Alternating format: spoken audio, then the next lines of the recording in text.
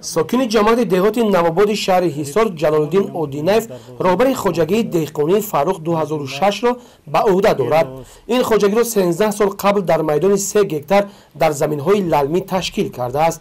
از بس که زمین‌های انتخاب شده خواجگی بنابر سبب بی‌آبی بیکار خوابیده بود، با کوشش و غیرت و با قبول‌های توسط نساز آبکشی آبیاری گردید. درختان 8-10 ساله گیلاس امروز حاصل دلخواه به بار آوردند و خواجگیداران از آن درآمد خوب به دست می‌آورند. قریب تمام نمود میوه در باغ ما موجود است. از جمله گیلاس، آلوچه، سیب، نوک، شفتالو. از حساب درآمد باغ فرزندان توی کردیم، خانه دار کردیم. حاضر 3 فرزند ما دانشگاه عالی تحصیل دارند. ما همیشه کوشش می‌نماییم که بازارهای کشورمان را با میوه‌های تر و خوش‌صفت تأمین نماییم.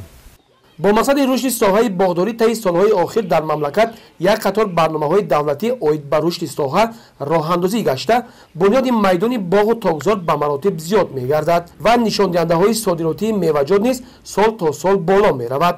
دهقان جماعت دهات نوآباد در بنیاد باغ و تاکزار نمونوی و پرورش ملینه دارای حاصل بلند سهم ارزنده دارند. در خواجگی ما یک چند نمود میوه‌ها موجود میباشد، از جمله شفتالو، سیب، ناشپاتی، مالینه. ما بیشتر به پرورش مالینه مشغول میباشیم. برای محصولات خوش‌صفت گرفتنش باید مهنت زحمت بسیار کردن در کار، بعد حاصل دلخواه خود میگیرید. ما دهقانان همیشه کوشش میکنیم که با محصولات خوش‌صفت و تازه تامین کرده شده. در حدود جماعت دهات میرزا رضای شهر حصار نیز خواجگی‌های دهقانی فعالیت می‌نمایند که اکثریت آنها به باغداری و پرورش سبزیجات و پالایش‌ها مشغولند. اقلیم دهه‌های دوردست کوهستان این منطقه برای رشد باغداری مساعدت می‌نماید.